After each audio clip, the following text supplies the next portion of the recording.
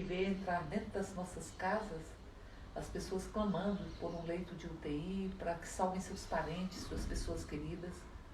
E ao mesmo tempo o presidente continua absolutamente insensível para o que o país enfrenta e boicotando, sabotando qualquer tipo de ação para enfrentar a crise sanitária que o Brasil vive e a crise econômica. A última, de Jair Bolsonaro, esse que já disse que era uma gripezinha, esse que já disse e daí, esse que já disse que não fazia milagres, esse que já disse que o destino das pessoas é morrer mesmo. Agora, ele incita a população a entrar dentro dos hospitais públicos. Entrar dentro dos hospitais públicos. Nós estamos tendo hospitais onde as pessoas querem entrar, porque ele está dizendo que não é verdade que os leitos estão esgotados, que é um colapso no Sistema Único de Saúde, que tem leitos que estão vazios. E fala para a população entrar dentro dos hospitais e filmar.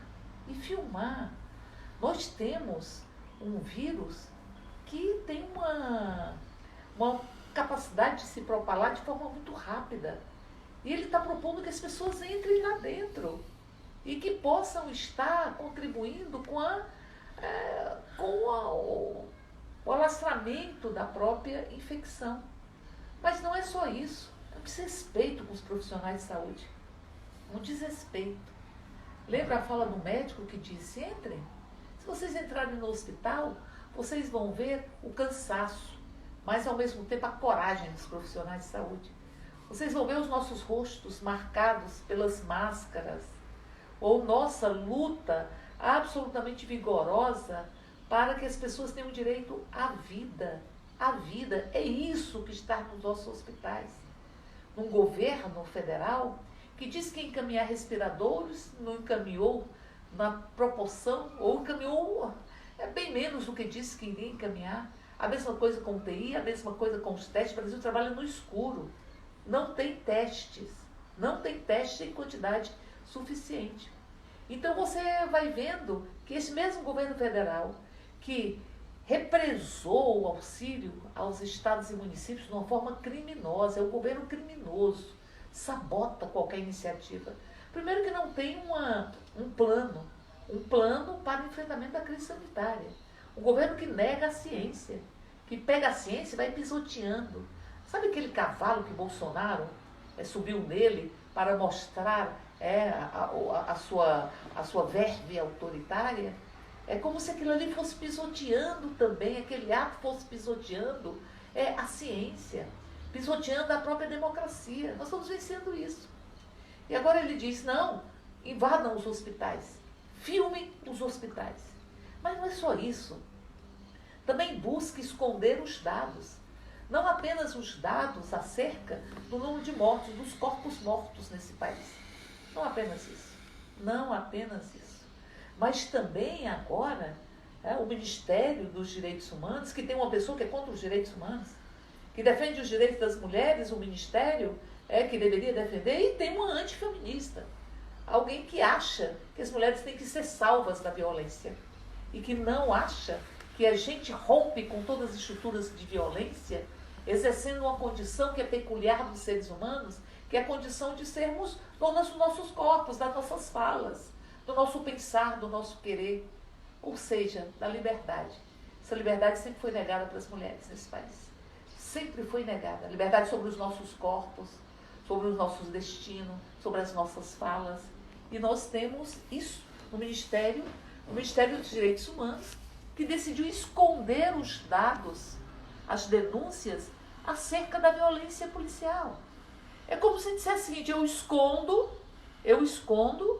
e é como se ao esconder fosse desaparecer. Não, existe uma violência policial. De 2016 para 2019, o número de pessoas mortas pela polícia no estado do Rio de Janeiro praticamente dobrou. Isso entra dentro das nossas casas e cola no nosso peito, cola na nossa pele. E deve levar a uma reflexão e a uma reação. A gente não pode simplesmente ficar no sofá olhando o que estão fazendo com as nossas vidas, ou como estão destruindo as nossas vidas. e como se busca destruir qualquer lampejo de consciência crítica. O que foi isso? De uma medida provisória que era para poder colocar reitores biônicos. Eu comecei minha vida política na Universidade de Brasília, durante a ditadura. E nós lutamos de forma muito vigorosa para que tivéssemos acatada a decisão da comunidade universitária e nomeado reitor o primeiro da lista, o mais votado pela comunidade universitária. Isso é caro para a gente, porque isso custou muitas mortes, muitas angústias, muita dor. Você conseguir colocar na Constituição brasileira a autonomia universitária, a liberdade e a democracia, essa liberdade que querem nos arrancar todos os dias. Mas essa o senhor ministro da Educação, que é contra a educação, que não tem nenhum tipo de educação, nenhuma educação cidadã, nenhuma educação humanista, e que quer destruir a consciência crítica, eleger as universidades federais como inimigas da nação, porque o fascismo se sente ameaçado com o desenvolvimento da ciência, da cultura, da arte. Por isso é um governo que vai pisoteando a ciência, vai pisoteando a cultura, vai pisoteando a arte, vai pisoteando a educação de forma deliberada e articulada. Deste que precisa manter eternamente um discurso de ódio, os arroubos autoritários, o obscurantismo, porque foi isso que teceu a sua vitória nas eleições de 2018. Então é um governo que manda o povo invadir, filmar os hospitais públicos, que busque romper a eleição direta para os institutos federais, para as universidades, criando os reitores biônicos que a gente conseguiu derrotar. A atuação da oposição ela foi muito célere, muito imediata. Os partidos de oposição se unificaram, entraram com mandato de segurança, com ação direta de inconstitucionalidade e elaboraram a solicitação para que fosse devolvida a matéria, devolvida a medida provisória. E o governo teve que revogá-la. Mas isso nós estamos vivenciando. Nós estamos vivenciando essa dor. Nós estamos vivenciando uma naturalização e uma falta de pudor, de modéstia, do absurdo e da lógica fascista. Então, Bolsonaro, no começo da semana passada, depois que a população foi às ruas, as torcidas organizadas, lutar por democracia, sabe o que era isso? Era arrancar o grito que estava entalado na garganta da madrugada, disse o poeta, que é o novo amanhã. E a gente foi gritar por democracia.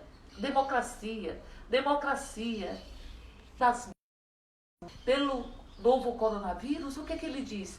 A gente tem que se preocupar com as manifestações, porque quer calar as manifestações. Então nós vamos ver um governo que para se manter tem que manter o discurso de ódio, para se manter tem que eliminar a consciência crítica, para se manter tem que comprar parte dos parlamentares deste país. Como é possível ele virar e dizer o seguinte: não, eu nomeei o ministro da Comunicação, é uma pessoa que um dos fatores importantes é que ele faz parte da família de Silvio Santos. Essas empresas de televisão bolsonaristas que conseguiram aprovar uma medida provisória com o apoio do dito Centrão para poder fazer sorteio na televisão. Sorteio durante a pandemia. E ele me fala, o senhor Mourão, o vice-presidente da República, dizia ele, não, esses acordos que nós estamos fazendo com o Centrão é para que a gente possa ter o parlamento aprovando e escutando o clamor popular. Clamor popular é o quê? São eram quatro, depois se generalizou, mas 4 empresas de televisão que podem fazer sorteios, uma espécie de jogo de azar camuflado. Isso é o clamor popular? Em um governo que, como todos os psicopatas e os fascistas, não consegue dialogar com a dor do outro. Não consegue. E é um governo que acha que o outro só pode existir se for o seu espelho. Se pensar, se amar, se tiver a existência, se tiver as ideias que ele tem. Então busca não apenas ignorar o outro, mas eliminar o outro quando o outro pensa de forma diversa. Estamos vencendo isso. Ataques à democracia, que são ataques intensos, as instituições sendo testadas todos os dias eles testam.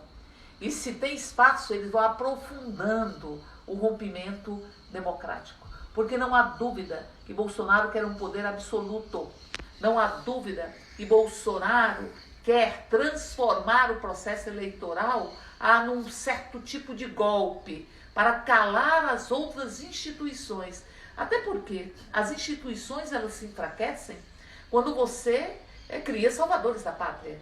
Isso de criar mito, sabe o que significa? Quanto mais você alimenta os mitos, mais você enfraquece o processo coletivo e mais você enfraquece as próprias instituições. E nós conseguimos impor essa derrota com relação à medida provisória 979, para dizer que a autonomia universitária tem que ser preservada, a democracia tem que ser preservada, não pode ser pisoteada. E o governo, frente a tudo isso, o que busca fazer? Continuar impondo a sua agenda aos pedaços, que é uma agenda que atende ao mercado e não atende ao povo brasileiro. O governo diz que não pode, por exemplo, taxar as grandes fortunas. Porque eu tenho um projeto para taxar grandes fortunas e existem outros projetos, e essa é uma discussão que se faz desde a Constituinte, desde a Constituição de 1988, que se faz a discussão de taxar as grandes fortunas. Não, se você taxar as grandes fortunas, eles vão sair do Brasil. E eles estão no Brasil de costas para o povo. Então você vai taxar a renda do trabalhador? Vai taxar o consumo? Vai taxar a população mais pobre desse país, para poder preservar que os bilionários continuem no Brasil sem cumprir qualquer tipo de contribuição para com a nação. Este é um raciocínio extremamente cruel. Agora eles estão com a medida provisória que vai retirar, que eles buscam retirar uma série de direitos, e nós vamos continuar resistindo. A gente resiste. E é preciso que a gente entenda que ainda tem um longo caminho a percorrer para tirar a faixa presidencial do peito do fascismo, mas que a gente consegue vitória sim. Nós conseguimos impedir a liberação da mineração em territórios indígenas. Até agora, nós conseguimos impedir que eles pudessem regularizar as terras que estão na mão dos grileiros, enfrentando os territórios indígenas e territórios quilombolas, e destruindo o meio ambiente, porque o meio ambiente, a Amazônia foi desmatada, continua sendo desmatada, continua crescendo o desmatamento da Amazônia, continua crescendo. E esse governo que quer controlar tudo, não é verdade que ele quer controlar só a Polícia Federal. Ele quer controlar a Polícia Federal. Quer controlar a Polícia Federal para transformá-la numa polícia política, uma polícia que é do Estado, que é de Estado, quer transformar numa polícia política. Isso ficou muito claro quando o Brasil inteiro viu as entranhas deste governo assistindo àquela reunião ministerial, que de reunião ministerial não tinha absolutamente nada. Eram palanques avulsos de ódio e palanques avulsos de obscurantismo. Foi o que se viu ali. Mas ali fica muito claro que ele quer controlar a Polícia Federal para proteger os seus filhos de qualquer investigação. Mas ele também quer controlar a Receita Federal. Também quer controlar o COAF. Também quer controlar os órgãos ambientais. Porque quer submeter IBAMA e ICMBio, que são fundamentais para esse país e que tem um corpo de trabalhadores no serviço público absolutamente fundamentais para a defesa do nosso meio ambiente, submetê-lo às Forças Armadas. Quer submeter a ciência à cloroquina.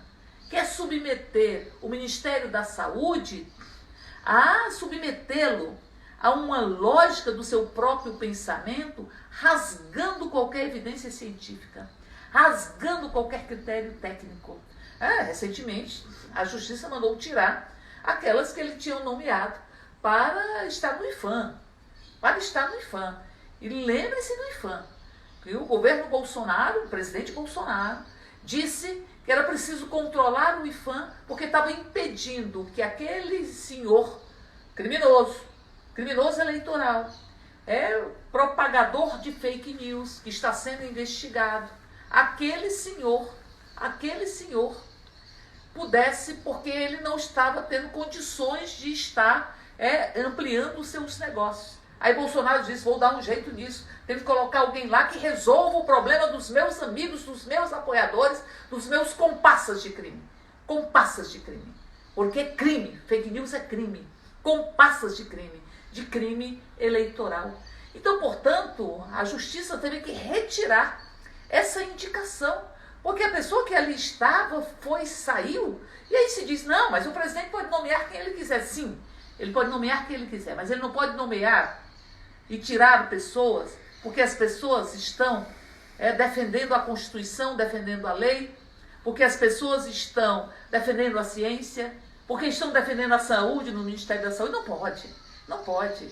Ele pode mudar quem ele queira, mas não pode mudar o ministro da Justiça, por exemplo, porque ele quer dominar a Polícia Federal. Ou não pode tirar o ministro da Saúde porque ele quer impor a cloroquina sem nenhuma evidência científica ou mais que isso, tendo todas as evidências mostrando que ela é maléfica para a saúde da população brasileira acometida pela Covid-19. Então, portanto, nós estamos vencendo isso. A retirada da condição de termos um Estado para que esses órgãos possam ser dominados por Jair Bolsonaro, a manutenção do discurso de ódio, a compra de parlamentares para impedir o próprio impeachment, pedir o impeachment, porque crimes de responsabilidades são incontáveis, são inúmeros os crimes de responsabilidade de Bolsonaro. Esse parlamento que retirou Dilma sem crime de responsabilidade não pode se calar frente a todos os crimes de responsabilidade de Jair Bolsonaro. Mas Jair Bolsonaro compra parlamentares, coloca o Estado à venda. Aqui eu te dou isso, aqui eu te dou aquele pedaço, aquele outro pedaço, aquela parte do orçamento, e vai destrinchando o orçamento e entregando os nacos orçamentários para que tenham o apoio necessário para a sua permanência na presidência da República contra o povo brasileiro. Não tem como sair da crise sanitária tendo Jair Bolsonaro na presidência. Não tem como sair da crise econômica. Não tem como sair da crise política. Não tem como sair da crise ética que o país está envolvido, ou da crise social, com Jair Bolsonaro. Esse que tentou tirar 84 dos programas sociais, 84 milhões dos programas sociais, e colocar para a SECOM, para a Secretaria de Comunicação, esta mesma que financiou sites, ou 2 milhões de anúncios em sites inapropriados, alguns pornográficos, outros que propalavam fake news, uns que falavam de portal do inferno, de múmias alienígenas, coisa que vale, estavam sendo financiados pelo governo federal. Então, é impossível continuar dessa forma. É impossível continuar com Jair Bolsonaro na presidência da República. Esse que todo momento ataca e ameaça os territórios indígenas, ameaça o meio ambiente, e todos os dias diz, vamos aqui fazer com que eles fiquem atentos à pandemia, e a gente vai estourando ou passando as boiadas de retirada de direitos, as boiadas de flexibilização da legislação ambiental, as boiadas de domínio das estruturas do próprio Estado. O governo que quer tirar dinheiro, que quis tirar dinheiro da extrema pobreza de programas sociais para colocar em uma secretaria de comunicação que financiou 2 milhões de anúncios em sites inapropriados, alguns pornográficos, enfim, que propalam fake news ou coisa que o valha. O mesmo governo que esconde os dados da violência policial. O mesmo governo que tentou esconder os corpos vitimados pelo coronavírus. O mesmo governo que tentou impor reitores biônicos nas universidades, em grande parte das universidades federais e nos institutos federais. Este mesmo governo, que vai elaborando como é que ele vai atentando contra a democracia, ampliando arbitrariamente o seu próprio poder e menosprezando a população com a dor imensa que nós temos. É este mesmo governo que está resistindo de ampliar o auxílio emergencial que nós queremos que tenha validade pelos próximos 12 meses, no valor que aqui está. Inclusive fiz um requerimento de informação para saber quantas mulheres receberam R$ 1.200, porque tem chegado muitas denúncias da dificuldade das mulheres, que são chefes de família monoparentais, de receberem os R$ 1.200. Nós temos também milhões de brasileiros e brasileiras que não tiveram acesso ao auxílio emergencial. Mas, enfim, nós queremos ampliar pelos próximos 12 meses. E temos projeto neste sentido. O governo queria R$ 200. E agora dizem, não, nós liberamos esse auxílio emergencial. É mentira. É mentira. É mentira que foi denunciada, inclusive, pelo relator da matéria, o deputado Marcelo Aro, que disse, não, eu sei da dificuldade que foi você ampliar esse valor, porque o governo queria R$ 200, propagou isso. Enquanto isso, Guedes continua defendendo os interesses dos grandes deste país contra a micro e pequena empresa. Aliás, os 40 bilhões se resumiram a menos de 2 bilhões que saiu para o crédito, manutenção de folha e, ao mesmo tempo, capital de giro para essas empresas. E os bancos, esses sim, continuam muito bem, ganhando muito. E sem pagar, como não se paga nesse país, imposto de renda sobre lucros e dividendos. E sem taxar as grandes fortunas. Então nós estamos vivenciando este processo de crise, que é muito intenso. O Banco Mundial está estimando uma retração do PIB de por volta de 8%. Uma retração do PIB brasileiro maior do que a média da retração que haverá em praticamente todos os países, talvez não na China. Mas, enfim, nós estamos na perspectiva de ter uma crise profunda na própria economia, uma crise que, quanto mais se posterga a resolução da crise da saúde, mais se alimenta a crise econômica. Vejam que os países que saíram mais cedo da crise da saúde, porque fizeram isolamento, porque tiveram comando, porque dotaram as suas unidades dos insumos necessários, porque tiveram um discurso único, articulado, são os países que estão se recuperando de forma mais rápida, do ponto de vista econômico. Então dizer que assim, é preciso jogar a economia contra a saúde é um absurdo, não é? Porque quanto mais cedo você sai da crise da saúde, mais cedo você se recupera economicamente. Mas o governo não tem plano nem para a crise da saúde, nem para enfrentar a crise econômica. O que Guedes fala todo dia? Não, vamos ter que aprofundar as reformas. Assim que resolver, e talvez até antes de resolver a pandemia, nós vamos continuar aprofundando a reforma, continuar retirando direitos dos trabalhadores, continuar vendendo o país, eliminando a nossa soberania, eliminando e entregando numa bandeja de prata, os instrumentos estratégicos para que nós possamos superar a crise econômica que são as nossas empresas. E fala em privatizar a Eletrobras, e fala em privatizar o Banco do Brasil, e vai falando.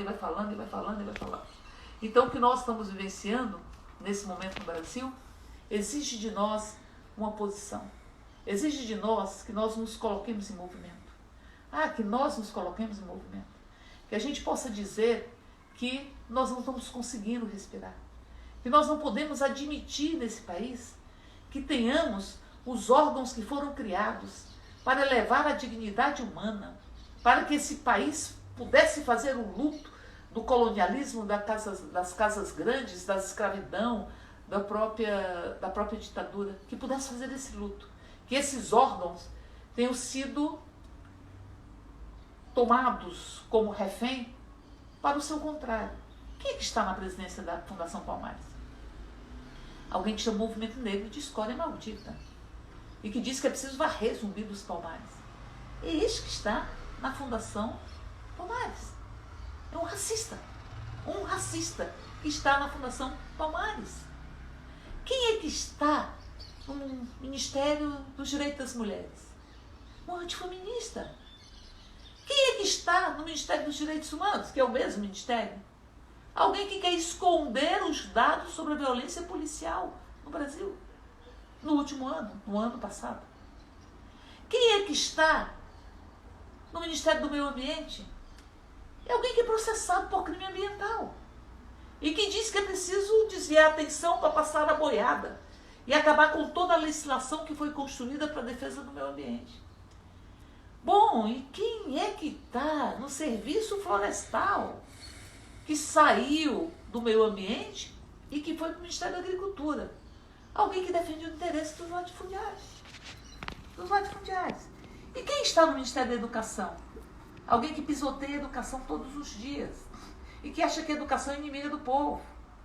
Alguém que acha que nós temos que seguir a lógica do próprio nazismo e que tem que se prender ministros do Supremo. Isso estamos vivenciando. É um obscurantismo caricato, extremamente nocivo, extremamente cruel para esse país. Esse país que no dia de hoje está fazendo um ano que o Supremo Tribunal Federal criminalizou a LGBTfobia. Esse país conseguiu criminalizar a LGBTfobia. Esse país que avançou em tantos direitos, que durante o governo Lula criou uma secretaria com status de ministérios para a defesa dos direitos humanos, para a defesa das políticas para as mulheres, para a igualdade racial, para dizer que esse país sim é racista, é misógino, é sexista. Sim, que esse país ainda carrega e arrasta os grilhões das senzalas e a empáfia da Casa Grande. E que era preciso entender e perceber essas estruturas contra a vida que estão vigentes nesse país para que nós possamos combatê-las. Dar visibilidade às paredes e os tetos de vidro, que impede que se acenda e que se caminhe e que nos aprisiona, mas que são invisibilizados para que possam ser naturalizados. Por isso, nós vamos continuar nessa resistência. E a gente confia muito no povo brasileiro.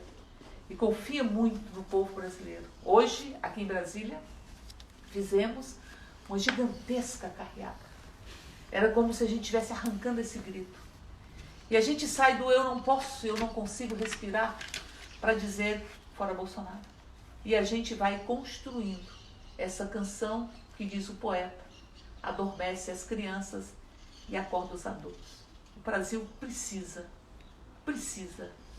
tirar Jair Bolsonaro da presidência da República. Porque ele é o epicentro da crise sanitária, da crise ética, da crise social e da crise econômica. A gente tem que arrancar a manhã que está na garganta da madrugada, como diz o poeta. Arrancar e tirar todos esses joelhos que estão nos asfixiando. E é por isso que nós vamos continuar fazendo uma resistência também trançada. A crise é trançada, a resistência é trançada, com os movimentos identitários, com movimentos por direitos, trançadas com a dignidade humana, trançada com a necessidade de termos tantas ações legislativas. Aliás, o PT desenvolveu inúmeras ações legislativas, algumas transformadas em leis, outras lutamos para que se transformem em leis, tem modificado as proposições para assegurar essa dignidade. Eu mesmo essa semana apresentei um projeto para assegurar os direitos dos servidores licenciados a partir da Covid-19, ou seja, que possam receber todas as suas gratificações e todas as formas de remuneração. Também um projeto para defender os rodoviários, para defender os garis que são expostos, garis rodoviários, a um cotidiano que é um cotidiano de insalubridade. Aliás, o governo quis tirar a relação direta, imediata e automática da Covid com as condições ou com a relação comum do trabalho. perdeu no Supremo e quer reeditar isso nessa nova medida provisória que nós vamos começar a semana enfrentando-a. Por isso, nesse dia que a gente comemora um ano em que esse país possibilitou a criminalização da LGBTfobia, neste período que a gente comemora a vitória de ter retirado esta medida provisória, de ter sido devolvida, que impõe os reitores biônicos, no momento em que a gente também comemora que o recurso que eles queriam tirar da extrema pobreza e jogar na comunicação, a gente conseguiu parar esse processo. Que a gente tem o que comemorar, mas a gente tem muito mais o que chorar. É como se a gente chorasse cada morte. 42 mil mortes. 42 mil mortes são 42 vidas. São 42 mil histórias, 42 mil histórias, 42 mil vidas. E como diz, os atos que têm sido feitos pelo movimento cultural em homenagem às vítimas da Covid-19, a gente diz, todo mundo que vai é o amor de alguém. E todo mundo que vai provoca muito choro, muitas lágrimas, muita tristeza. É o momento que a gente diz, não está tudo bem. Não está nada bem nesse país. Esse país onde a gente resiste tanto e que a gente sempre comemora as pequenas vitórias, elas não são suficientes para que a gente seque as lágrimas, porque é muita lágrima neste país onde já se foram mais de 42 mil pessoas. Neste país onde o presidente se aproveita da dor, se aproveita das mortes para poder impor a sua lógica arbitrária e para poder continuar rasgando a nossa Constituição e rasgando a nossa democracia. Por isso, muita solidariedade, muita solidariedade. Tem mãos muito soltas nesse país. As mãos soltas, as mãos das mães que perdem seus meninos para as balas, que nunca são perdidas, porque elas sempre encontram os corpos negros nesse país. Ai, as mãos que estão soltas. É preciso que nós criemos uma grande corrente. Ninguém solta a mão de ninguém. E que trabalhemos na resistência com a clareza inequívoca de que o epicentro de todas essas crises tem nome e tem sobrenome.